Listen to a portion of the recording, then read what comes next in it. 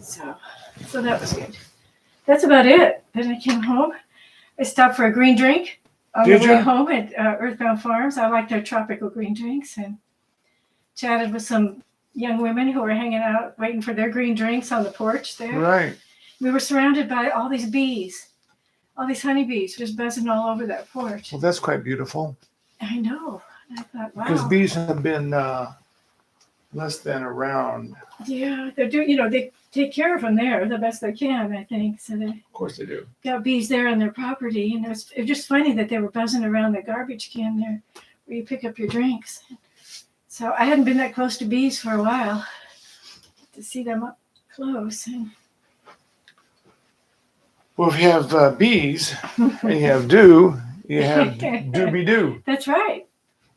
Dooby-doo. So that was fun to interact with those young women for a few minutes. And that is fun. Yeah. It's a dooby-dooby-doo. Huh? Yeah. Dooby-doo. Did you let the switch outside? I did. Otherwise, he would be in here with us. Yeah, he would. He'd be curious, wouldn't he? And I threw a toy a couple times, but then he wouldn't surrender it, so I couldn't keep throwing it. No.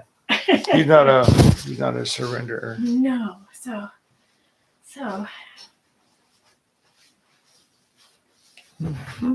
that was pretty much the day. We talked to the swimming pool guy for a while. We always have interesting conversations.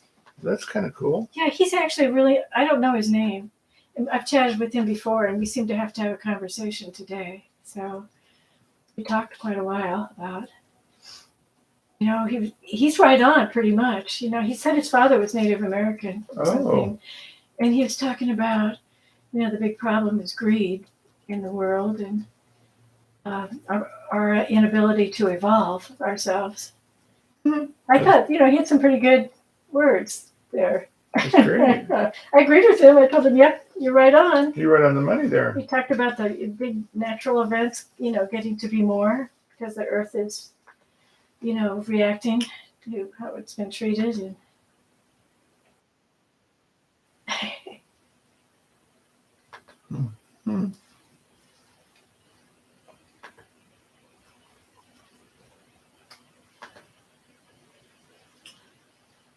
Anyway, it was a good conversation. So I seem to have these little chats with everybody today.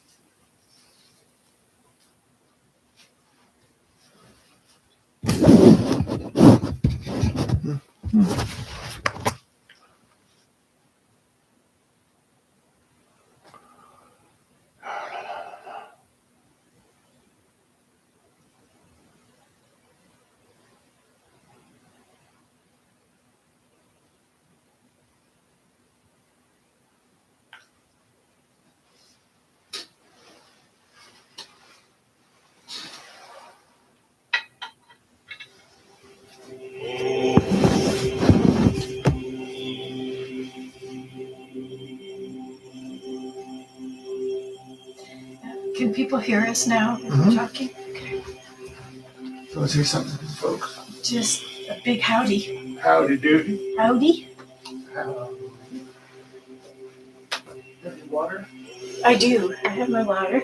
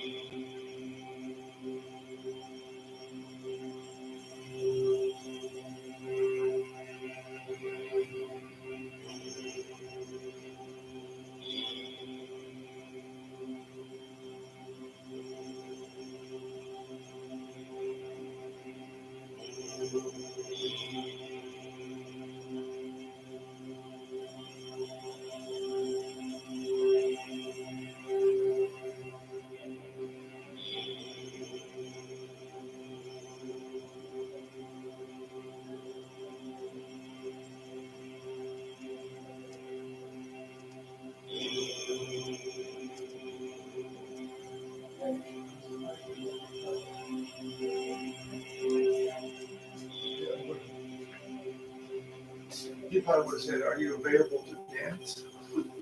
Huh? Little Texas two-step.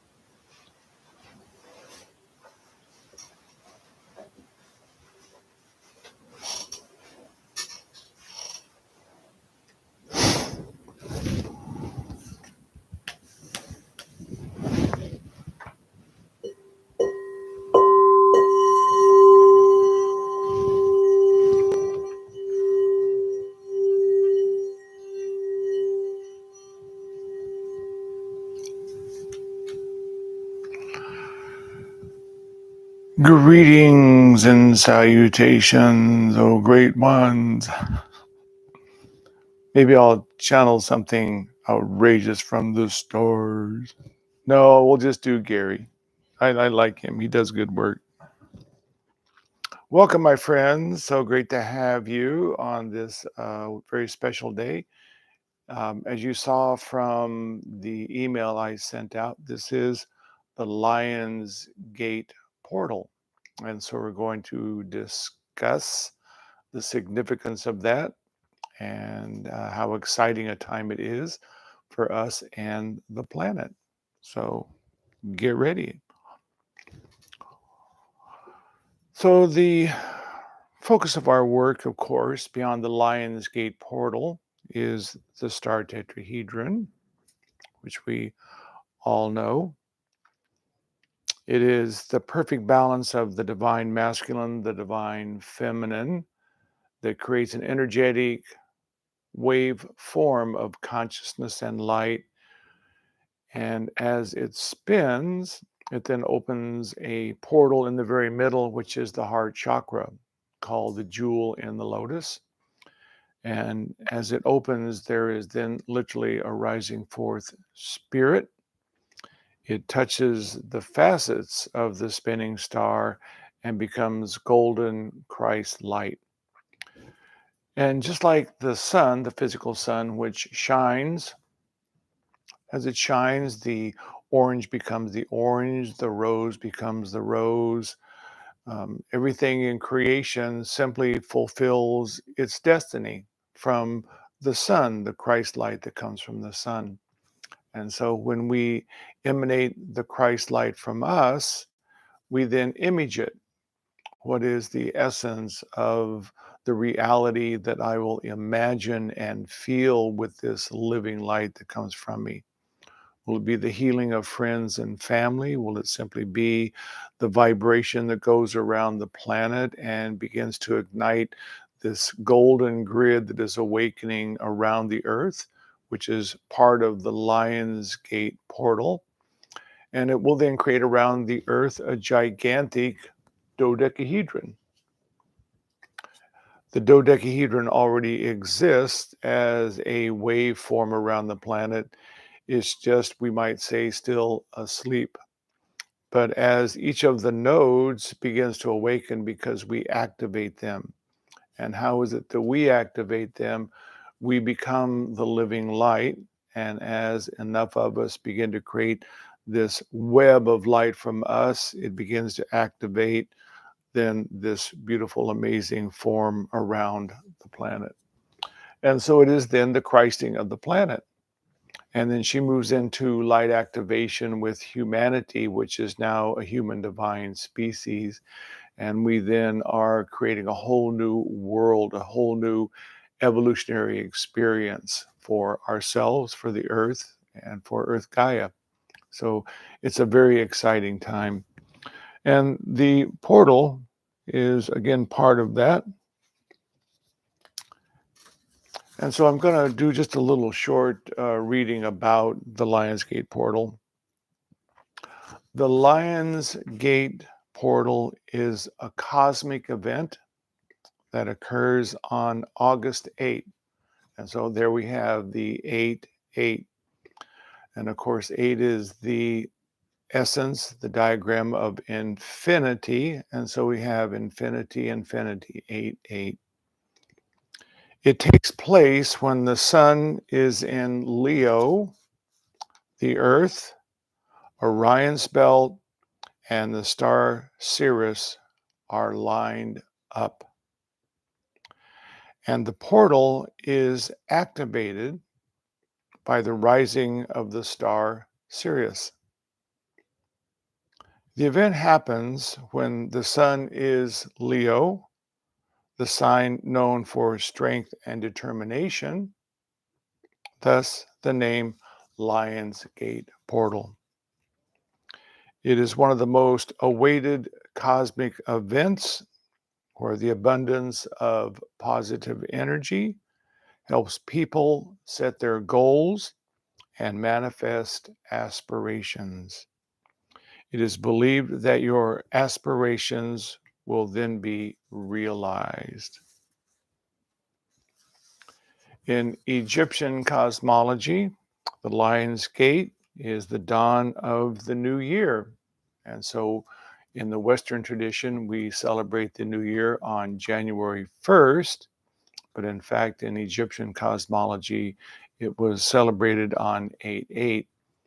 And the reason being because as the alignment takes place with the Earth, the Sun in Leo, through Orion's belt and then to the star system Sirius, it then creates this alignment of all new energies, then literally dynamically flowing into the Earth grid. And so this is, again, what is taking place. So this is why the Egyptians then called it their new year. And just like we set intentions and aspirations on January 1st, they set their intentions and their aspirations in ancient Egypt on 8/8. It wasn't necessarily called by them 8/8 because they didn't have the Gregorian calendar. They simply knew that this alignment was taking place. It's kind of, I go synchronistically and kind of amazing that for us in the Gregorian calendar, it occurs on 8/8 just by happenstance, synchronicity. Um, and so they set their intentions and resolutions for the future. Egyptians revered the star Sirius, and all of their ceremonies and lifestyle revolved around it. The portal occurs, this amazing opening of Lion's Gate, when the Sun in Leo, the Earth, and Sirius move into complete alignment with the pyramids of Giza. They believed it was the gateway to heaven and wisdom. And of course, in Egypt, we have the Sphinx, which is in fact another image of this amazing form. In my book, you might read that it is thought that the Sphinx pyramid is a portal itself, that in ancient times, even before the advent of the Egyptians, that it was a portal that led to the star system Sirius, and a great possibility that beings were then able from that dimension to move into this dimension and begin to create life on Earth as we know it. Now, this also dovetails into a book called The Bowl of Light, which is Hawaiian cosmology. And in the book, the Hawaiian elder Makua, that's his name, Makua? Yes. He talks about how 500,000 years ago, his people came on canoes of light to the earth. And the only consciousness that was here to receive them was the cetaceans. And so they, as conscious beings, went into the whales and the dolphins and began to seed the waters of our planet with consciousness.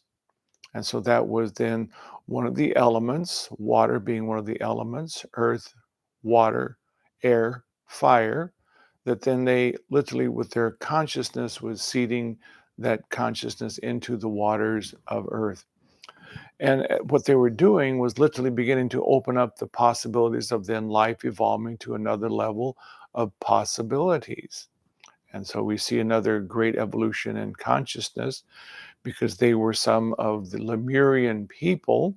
They didn't have physical bodies as we do. Most of them simply moved through the cetaceans, the whales, and the dolphins. Now, in Australian cosmology, the Aborigines, they believe that when they die, they go back into their true bodies, which are dolphin bodies. And their cosmology believes that they then come from the star system Sirius.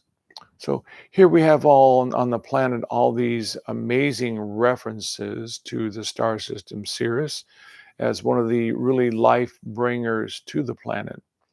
Of course, there are other cosmological events that have brought energy to the planet.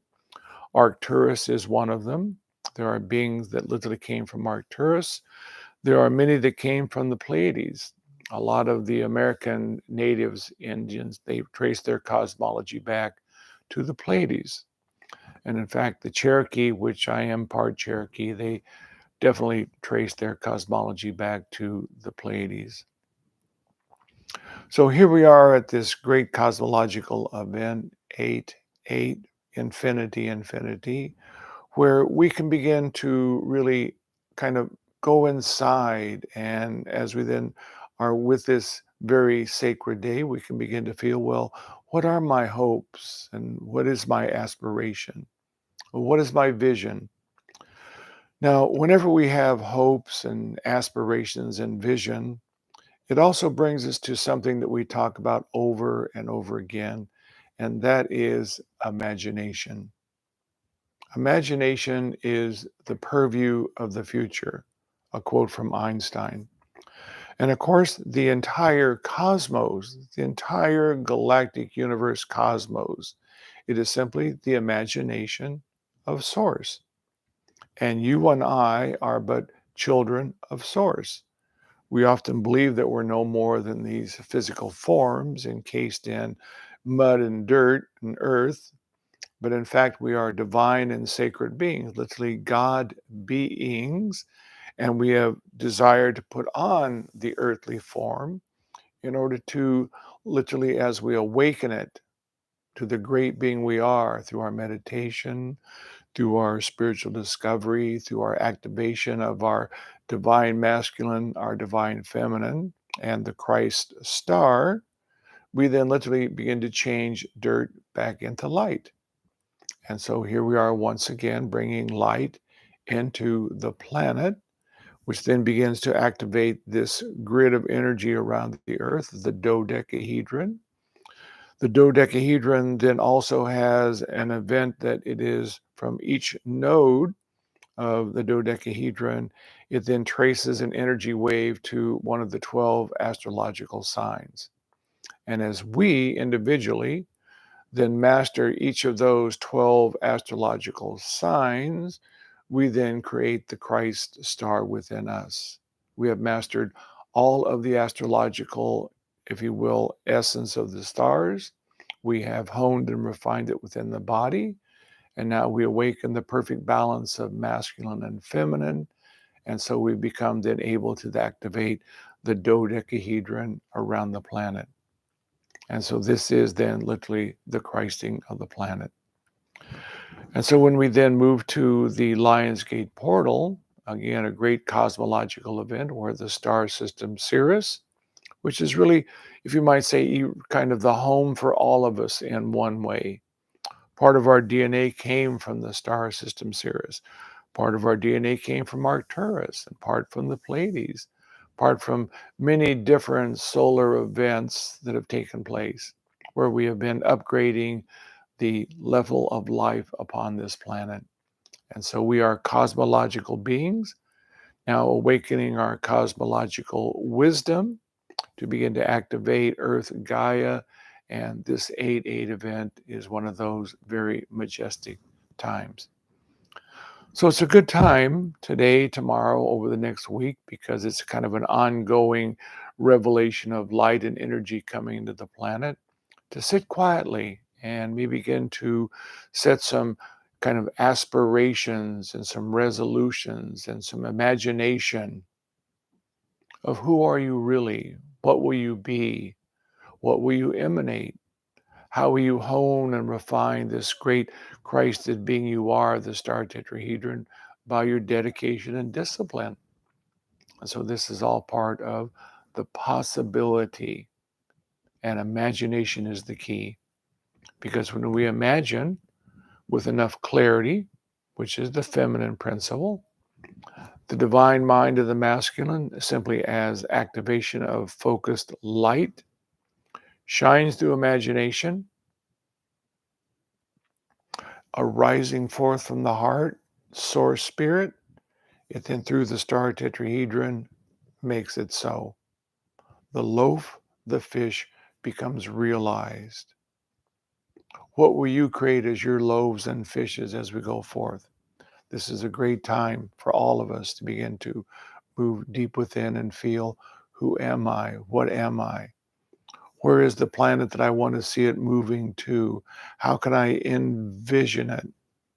Can I move my attention away from the destructuring and the chaos? Have great compassion for that which is happening with the chaos and the planet going through restructuring, but really move my attention away from it and hold my vision, hold my light focused upon the possibilities of the new beginning, of who am I? What can I see the planet as? How can I see prosperity and abundance for all people? How can I see life reawakening on the planet? And as we hold that vision within the consciousness of enough of us, it has to happen. And so we're not trying to change the destructuring. We're not trying to get rid of the chaos. We're dismissing it in one way, having compassion for those that are going through the travail, but at the same time knowing that we are envisioning a new world, a new 8-8 of possibilities. We stand as lions with open hearts. And from the heart, which is again the symbol of the lion, the star tetrahedron is now emitting the forces of living light into this dimension. It cannot be stopped. Once the doorway opens within your heart, you stand as Jesus, you stand as Krishna, you stand as Buddha, you stand as an enlightened being bringing light to the planet and all of life and all of humanity and everything upon this amazing planet. This is our destiny and is now here happening. 8-8. So very exciting. So, of course, one of the things that really assists us in allowing this light to flow from the heart is our breath work. The reason being because when we literally feel in the in-breath, we're then literally summoning spirit from the open doorway. And it becomes this over time glow of living light. Just as we see images of Jesus as the awakened Christ, from his heart there is this living sunlight, an atomic energy.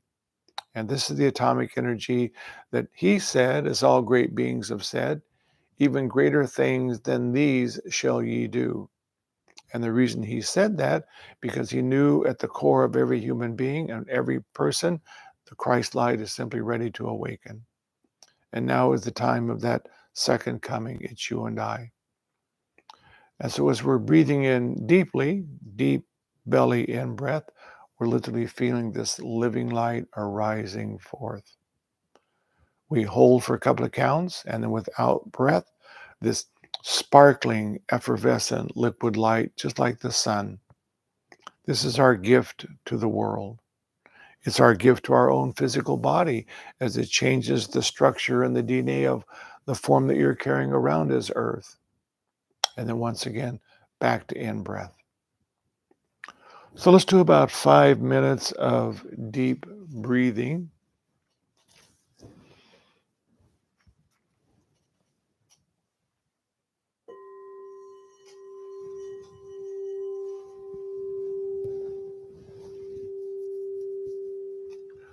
We, of course, want to have the spine nice and straight.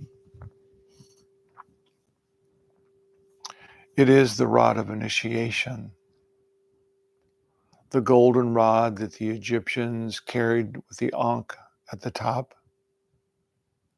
It symbolized the spinal cord. And as the spine is nice and erect, you might imagine a string at the top of the head, gently pulling the head up, lengthening the spine, opening the body. And as you breathe in, deep belly breathing, you feel from the open doorway within the heart, spirit, source, arising forth from inside. I am the light.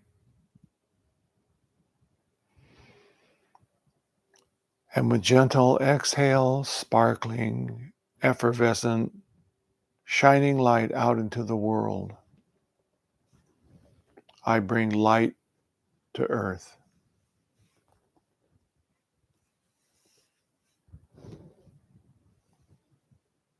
Let us sit quietly together, breathing quietly, deeply, the living light through our bodies, bringing light to earth. I am the light.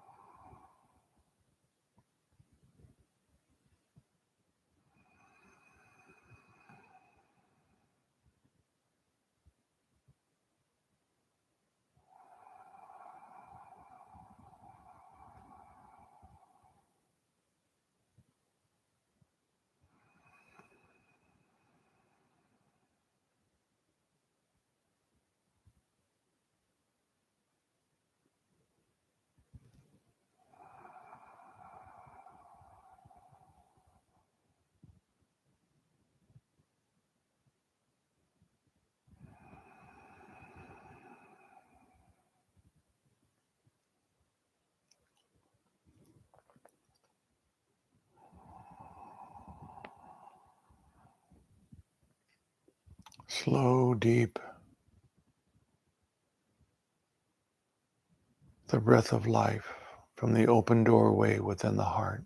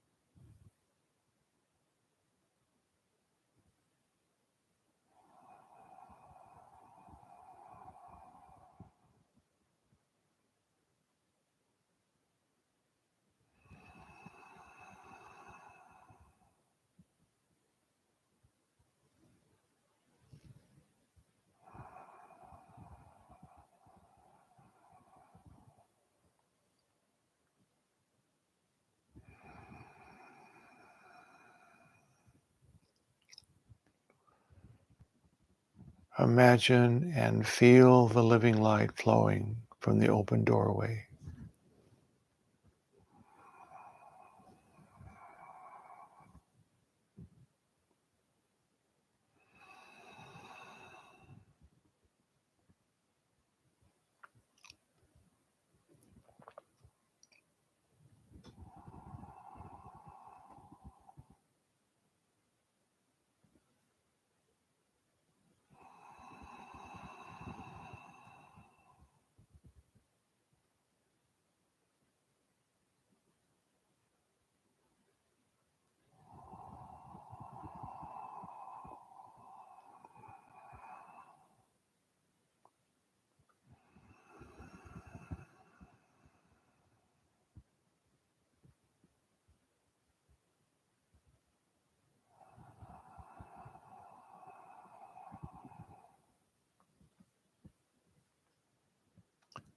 And another slow, deep breath.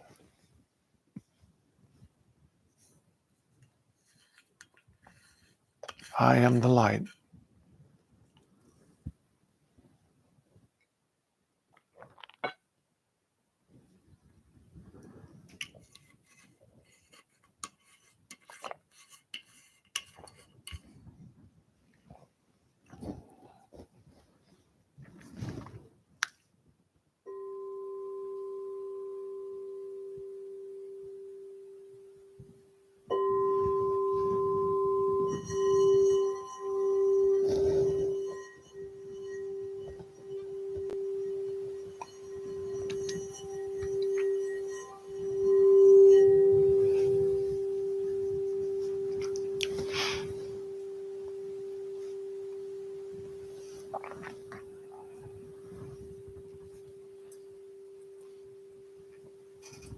So I encourage you throughout the day to do the breath work, especially if something is emotional or feels a little bit off. We remove our attention from that. Whatever we give attention to, it increases it. As we remove our attention and then focus upon the breath, the mind then is able to reset and focus upon what is my joy, what is my peace, what is my love. And so we are training the mind to be our instrument, the instrument of the divine being I am, that through the breath work has a tool that we can use throughout the day. So our meditation, of course, is focused about the star tetrahedron, the Christ star. The word Christ originally came forth from crystalline prism, because that's what this is. It's a crystalline prism of light and consciousness. Christ, crystalline prism.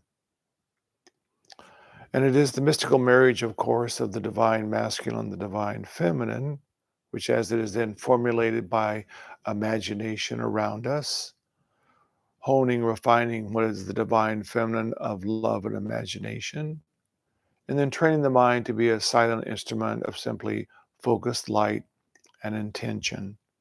We hold intention upon love, which then creates the star tetrahedron, and the open doorway automatically begins to be created within the heart.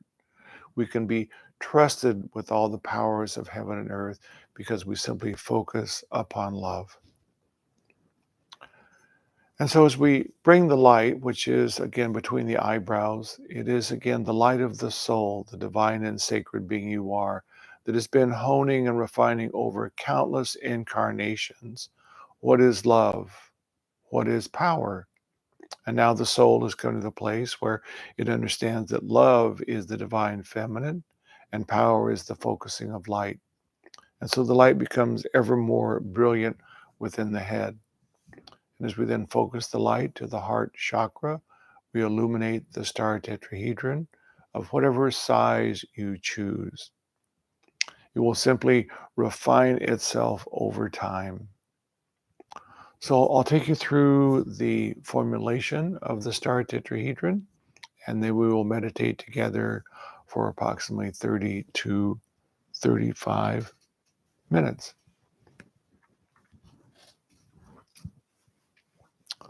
So let's go ahead and close the eyes and just simply feel the body relaxing.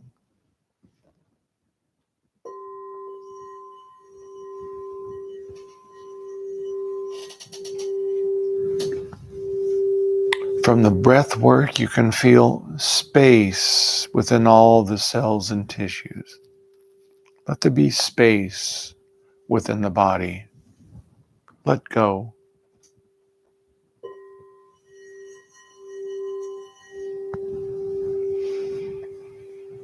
Then bring your attention between the eyebrows. Imagine you could draw a line straight back, and within the approximate center point of the head, the pineal gland, we ignite the light, the seat of the soul, divine I am.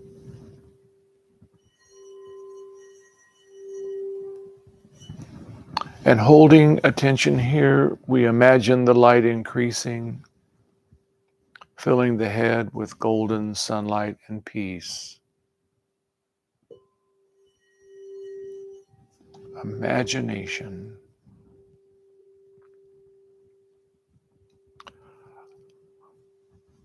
I focus the light to the heart chakra at the sternum, and I illuminate what has always existed, the star tetrahedron.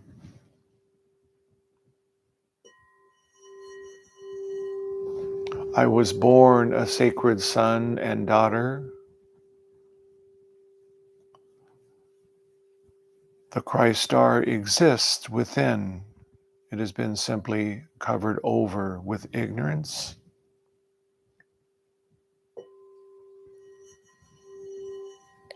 But the light I am imagines and begins to illuminate.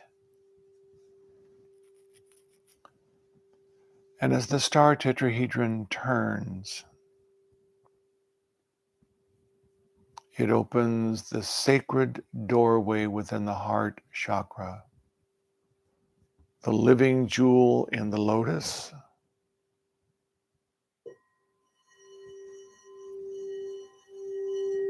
And with each in-breath,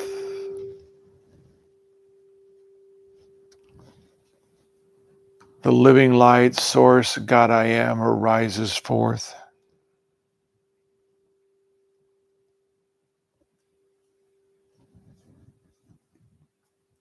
To become sparkling, effervescent sunlight and peace. I am the light.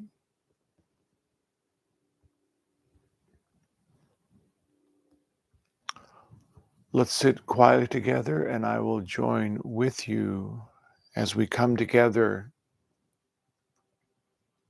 in light activation.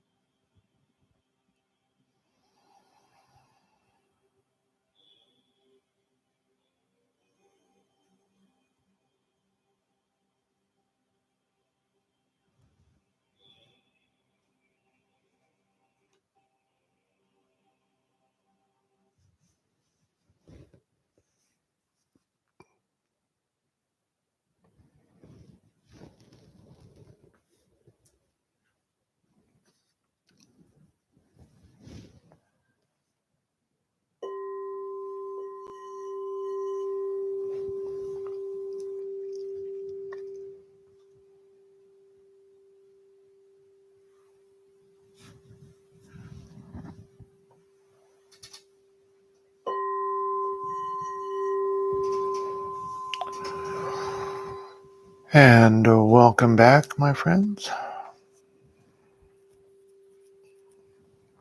A shout out to Liz in the Northeast. Hi, Liz. Well, I want to thank all of you for being with us tonight and allowing me to change the date because I'm going traveling tomorrow to beautiful Colorado to do some workshops and some readings. So that's very exciting. Great meditation tonight, great gathering. It's just beautiful to be in a heart space with a group of people and create light, not only for ourselves, but to literally begin to enliven the grid of pure consciousness around the planet. And that's how we will renew the planet, by the living light that we bring. So thank you, and we'll see you at the end of August. It's all on the newsletter, The Time, but it'll be back to Wednesday once again. So thank you very much, and blessings on the Lionsgate imagination.